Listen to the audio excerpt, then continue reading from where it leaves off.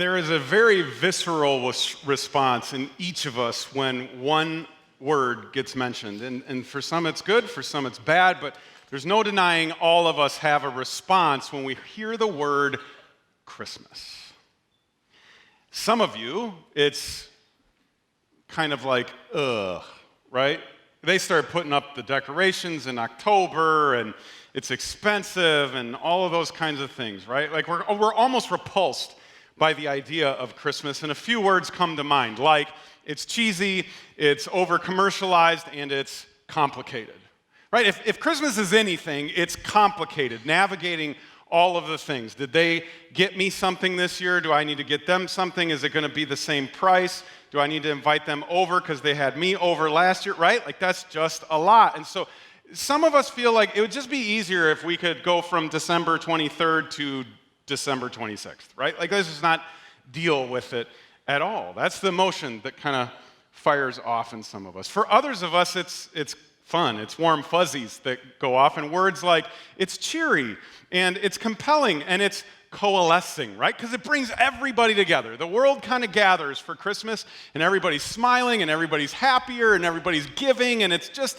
a great time of year. For people like me, this is it. Christmas is the happiest time of year, and life is good. It doesn't matter what came before. It doesn't matter what came after. I am always happy on Christmas. But for some of you, it's the opposite. It's the first bucket that you fall into. Because Christmas serves as a reminder of someone you've lost or something you've lost. It's a reminder of some of the dynamics in your family that you wish weren't the dynamics in your family. It's a reminder that you spend a lot of time alone. And so it's hard. And again, it's not necessarily a wrong emotion. This is not a value statement about any of those. My point is, no matter who you are, no matter where you come from, you have some kind of emotional response to the idea of Christmas. But here's what happens. It keeps coming back. You can't get around it. No matter who you are, we always come back to Christmas every December 25th. We celebrate again. You can come kicking and screaming, or you can come in dancing and singing. It's up to you, but everybody's coming to Christmas every single year. And we celebrate kind of in the same way every year, don't we? We pull out the same decorations. We pull out and bake the same foods. We even wear the same Christmas vest. Right? Like these things we do over and over again. It reminds me of homecoming when I was in high school. I don't know if you ever celebrated homecoming, but it's a cool time of year, usually in the fall. There's a big football game. They'll sometimes put on a big parade for it. And everybody that's ever gone to that school comes back. And everybody puts on their Letterman jacket from back in the day, if it still fits, and right, and we put on a jersey if we had one, and the class ring, and we see all of our friends, and everybody's together, and we're cheering, and it's this great time of just kind of remembering. So no matter where you went, no matter how far away you are, everybody kind of comes home on that day. It's kind of like Christmas. We put on the things, we show up, people from all over the country come to our house usually, and we prepare for a long time, and there's a big celebration. And here's what I want you to know today. That is exactly how it's supposed to be. I think when you read what Jesus did, and you read why Jesus came, he wanted it, he intended it to feel like a homecoming every single year. That no matter what was going on in your life, you would have a window in your year where you could pause and you could rest. And like we talked about last week, you could experience freedom. And what we're going to look at today, you can return home. Because when Jesus was born with his life, he initiated a whole new way of thinking. He initiated a whole new rhythm in life. A thing that most people do not associate with the birth of Jesus. This is what he said. He was gathered together with a bunch of other religious people, and he was reading from this scroll of Isaiah, and this is a summary of what he said. He said, "He has sent me to proclaim that the time of the Lord's favor has come." Now, favor is probably not a word that a lot of your friends and a lot of your unchurched family members associate with the arrival of Jesus. Because a lot of people will say, well, the arrival of Jesus was the beginning of Christianity and the beginning of this church, and the church does a lot of bad things, and Christians are often really bad people, and they don't practice what they preach, and they're very judgmental, and they're very all that. And so they probably associate, and they may not say it outright, but they probably associate the arrival of Jesus with judgment. But Jesus says no. In the same sentence, he'll say later, all of this has come to fruition or is fulfilled in me. And what he's saying is the time of the Lord's favor has come. Now, in the original language, Greek, this has to do with it's a welcomed thing, it's a pleasing thing. And I love that they translated that into our English word favor. If you were to look it up in the dictionary, this is what favor means for you and for me. It's over-generous, preferential treatment, kindness beyond what's due. Think about this. Here's what Jesus is saying. My arrival, my life, my way of life, it is preferential treatment to you. It's over generous. It's over the top. It's kindness to you that's beyond what you're due. That's an unbelievable gift. That's an unbelievable promise. And Jesus says that's what Christmas is all about. That's what my life, me coming to this world, is all about. It's about you experiencing the year of the Lord's favor, which if you'll remember from last week or the week before, and if you haven't seen either of those, I'd encourage you to get online on our website. You can watch those messages back. But Jesus is making a reference to what was called the year of Jubilee. And every Israelite, every Jewish person at that point would know exactly the reference he was making. So real quick, here's the year of Jubilee. You know about the Sabbath day. That's from the Ten Commandments, right? Every seventh day is a day of rest. But the Jews also had a Sabbath year, which was every seventh year. And then every set of 7 years, 7 of them to be precise, was the year of Jubilee. So every 50 years is the year of Jubilee. And it was like all the rules went out the window in the year of Jubilee. It was a complete and total reset. We talked about how in the year of Jubilee they had to give the land the rest, and last week we talked about how the slaves were freed, and this week is maybe the most unfair component of all of the year of Jubilee. I would love it if you put yourself in the shoes of a first century and before Jewish person, and you get to year 50, and this is what happens in that year. We find it in the book of Leviticus. The land must never be sold on a permanent basis, for the land belongs to me. You are only foreigners and tenant farmers working for me.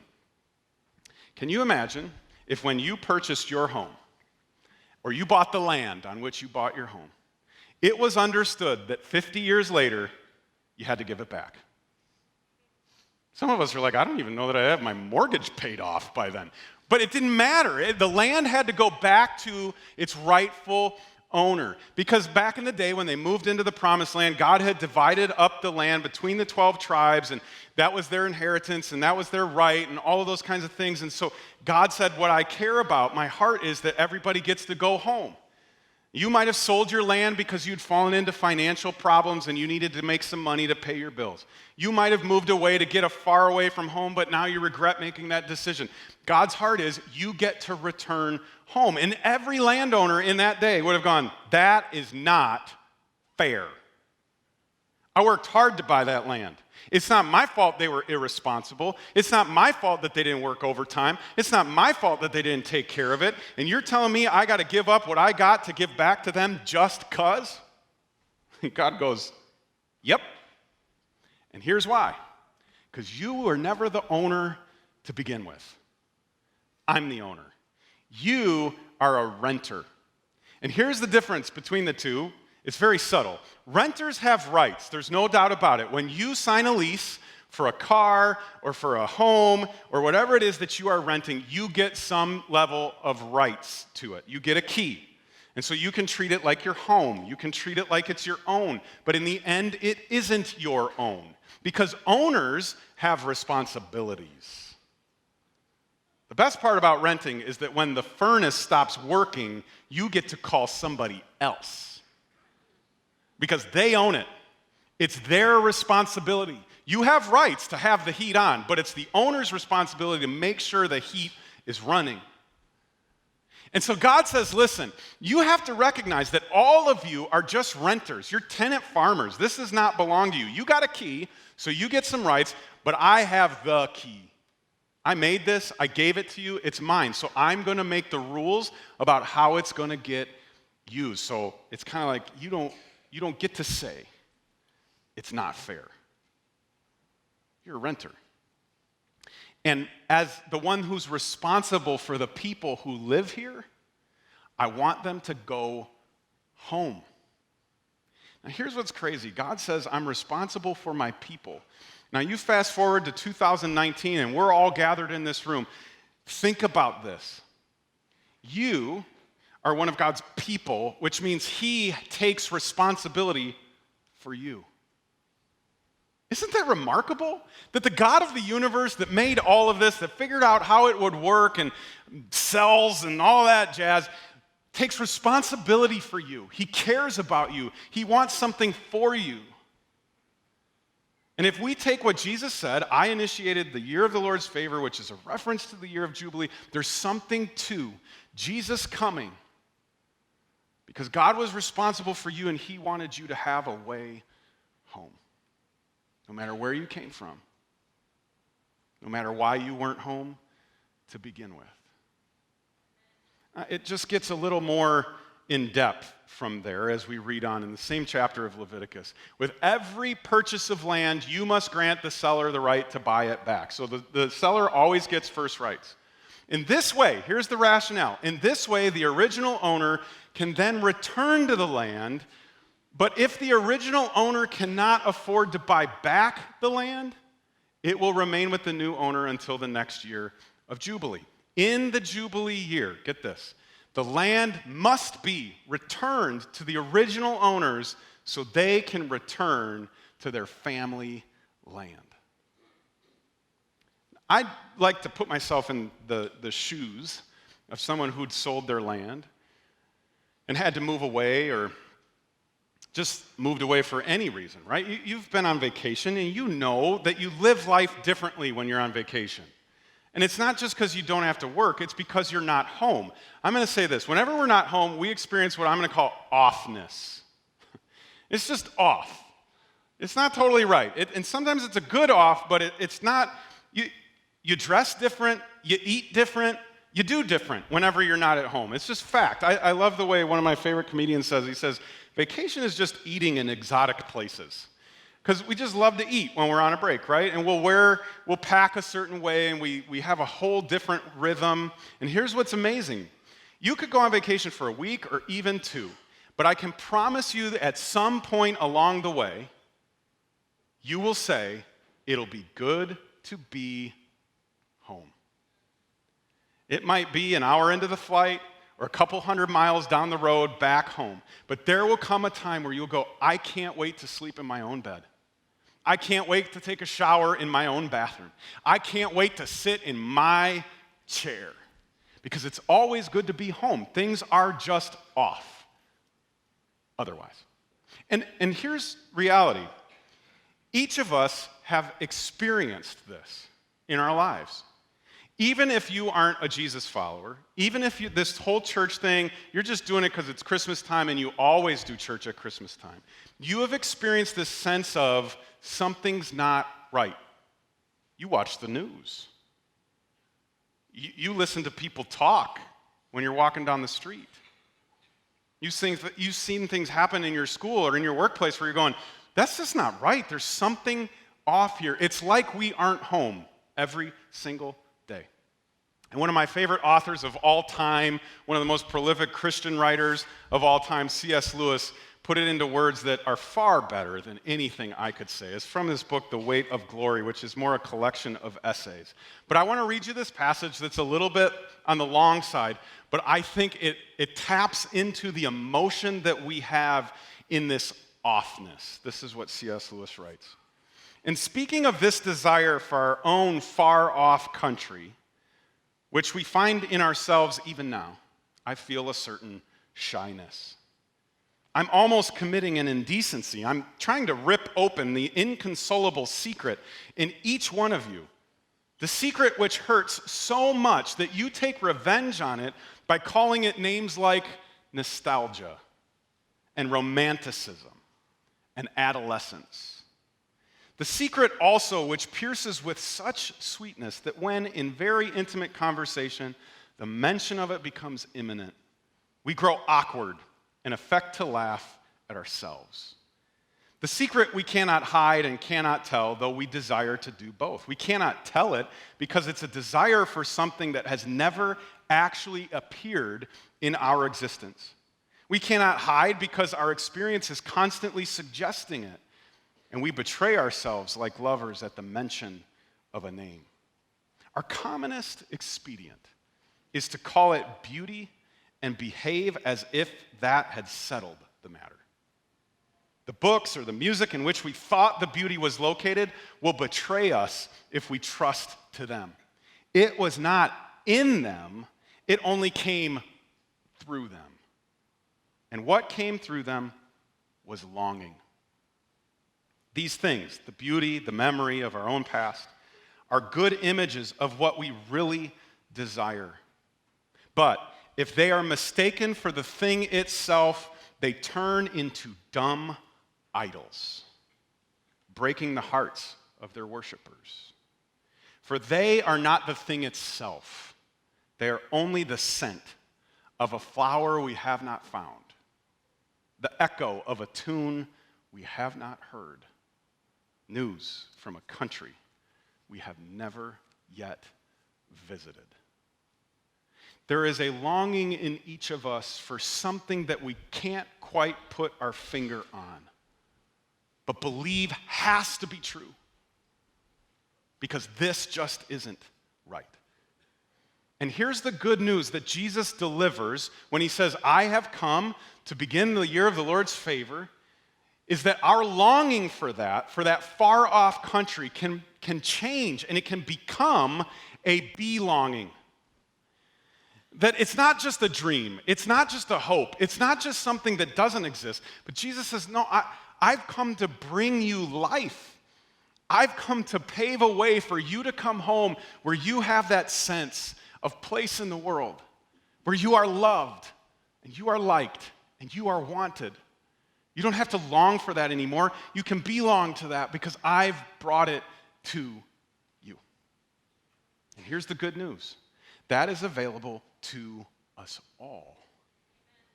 No matter who we are, no matter where we've come from, and no matter what we've done, here's the bottom line. No matter why we left home, we can return home. Because when Jesus says, my arrival is like the arrival of the year of Jubilee, what he's saying is, your history gets erased. The reason you left and wandered and no longer have a relationship with God, that's not part of the discussion. What's part of the discussion is me and how I'm going to get you back. How I have come to rescue you. And here's what's crazy about the year of Jubilee. For 49 years, purchasing land came at the cost of the buyer. But in the year of Jubilee, land comes at the cost of the owner. Because if it wasn't your family land, you had to give it up. And Jesus says that's not unlike how it's going to work here. I own it. I make the rules, and I'll pay the cost for you to return. That's why we call Christmas a gift, because no matter why you left, you can come home. Now, Paul, who we meet in the Newer Testament, Paul was a guy who had wandered quite a bit of ways, actually, even though he was very religious. That's why I appreciate Paul. He was a very religious person, respected as one. But he had gotten so far away from Jesus that he had missed Jesus altogether. He was persecuting people who followed Jesus. And then he meets Jesus on the road one day, and Jesus says, hey, you're acting like an owner, but you are a renter. Those keys belong to me. I got a whole new way for you.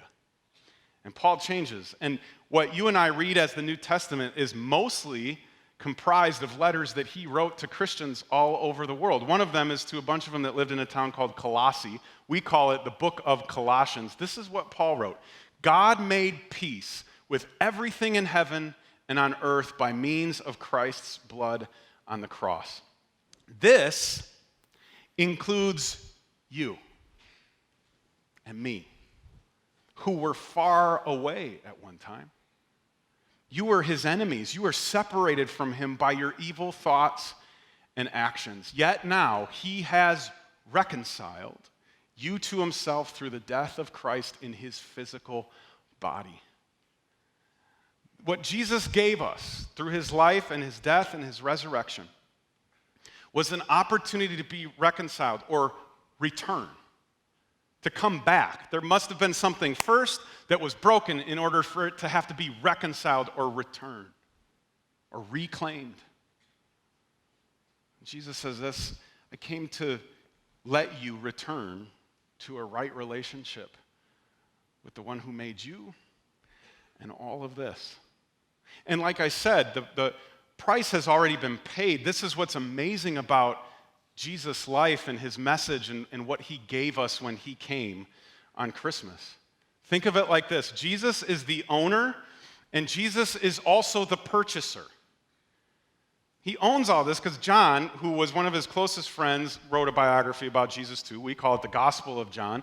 And it says at the beginning, in the beginning was the Word, which is a reference to Jesus. So Jesus is actually the Word of God. And it says he was in the beginning, and everything that was made through him. So Jesus is the owner. When he says, you're a tenant farmer, he can say that because he's in charge. But he's also the purchaser. You are the one that wandered from home. I'm the one that wandered from home. And he comes and he makes a way for us to get back. Which means you and I are just the traveler. Which is the answer to two questions. First, why is the world so weary? Because we have been journeying and traveling and looking and searching for home. And we are exhausted. We're trying to find it in our jobs. We're trying to find it in our kids. We're trying to find it in our schooling. We're trying to find it on the internet.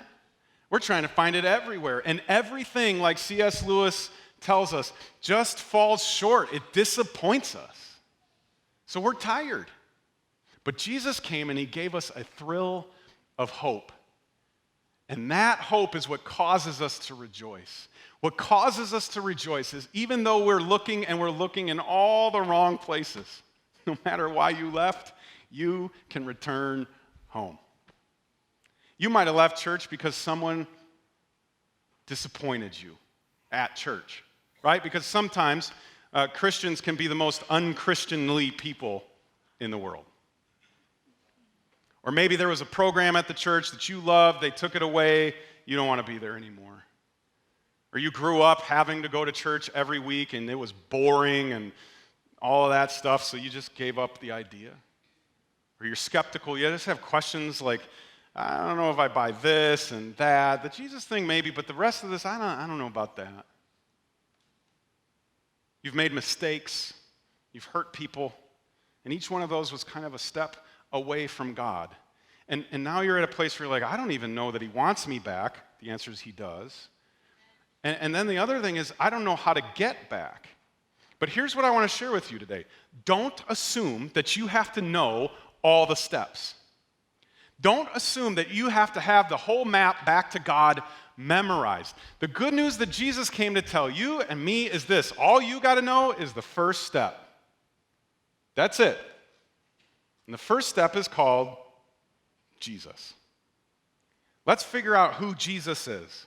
And we can go from there. But first step is Jesus. And I'm going to just spoil the rest of the story for you. The 101st step, that's Jesus. The 1,101st step, that's Jesus too. This all Jesus. He says, so just get the first step right and you will find your way back to God. Here's why. Because Jesus is God. And here's what's so important. This is good for me to remember as a longtime Christian. These steps, this journey, this pathway that we're talking about towards home, the trajectory, that is a following, not a followed. You are an ongoing follower of Jesus if you are a follower of Jesus. It's so easy for us to slip into, like, I said the prayer one time when I was a kid, I do some churchy kind of things, and so I'm good. But the truth is, this is a following. There are more steps for you to take because you're following Jesus. So we're not going to get it perfect. We're not going to get it right. We are going to keep on traveling, but at least we know we're headed in the right direction now. And maybe, just maybe, we'll be a little less weary and a little less tired, and we will, I promise, find home in Jesus. Now, you're sitting here today and you have an opinion about him. I get that. Some of you, everything I've said makes 100% sense to you, and you are good. This is what you believed all along. There are others of us in this room that we like the music at church. Hopefully the message isn't too boring, and they give us snacks every once in a while, so I go. And like I said, you're skeptical. You just haven't figured it all out. That's okay. Everybody's cool here. But no matter what your opinion is on him, we can all agree that he changed things. Jesus changed things. You don't get millions of people 2,000 some odd years after your life to gather in your name if you didn't change something. And here's what you need to know. He changed everything, and he wants to change you. And Jesus paved a way back to God, back home, through his life, his death, and his resurrection. And the incredible thing that he said is, it's available to everyone. Everybody gets to go home through him. Everybody can follow him on the pathway back to a right relationship with God, peace, belonging, a sense of purpose and place in this world. He summed it up with this very bold statement. John, one of his closest followers, wrote it down. I am the way. I'm the way, the truth, and the life. No one can come to the Father except through me. If you had really known me, you would know my Father, who my Father is. From now on, you do know him and have seen him because I am. And Jesus says you don't have to have all the answers. Here's the good news for you. I don't have all the answers. But I just know Jesus is who he said he was. And I say this all the time. So if you're here every week and you're like, man, you just said that for the 77th time, I'm sorry. But if you can predict your own death and your own resurrection and then pull it off, I'm going with whatever you say. And Jesus says, I'm the way. You want to experience home again? Follow me. You're all invited. Follow me. And you might go, well, how do I start that? What really is the first step? How do I begin a relationship with Jesus? How do I become a Christian? You won't believe how simple that is. It seems borderline unfair. Not unlike all the landowners back in the years of Jubilee would have said. This isn't fair that it's that easy that they just get it back. But here's what Paul wrote down in a letter to the Romans. He said, if you openly declare that Jesus is Lord and believe in your heart that God raised him from the dead, you'll be saved. Wait. I don't have to have all the books of the Bible memorized in order? Nope. I don't have to have all the questions about all that Old Testament stuff figured out? Nope. I don't have to have all my questions about Jesus figured out? Nope, you just got to have this one figured out. He's Lord, and God raised him from the dead. Paul says, you will be saved. And some of us would go, that's not fair. And Jesus would go, well, I make the rules. And no matter why you left, you can return home.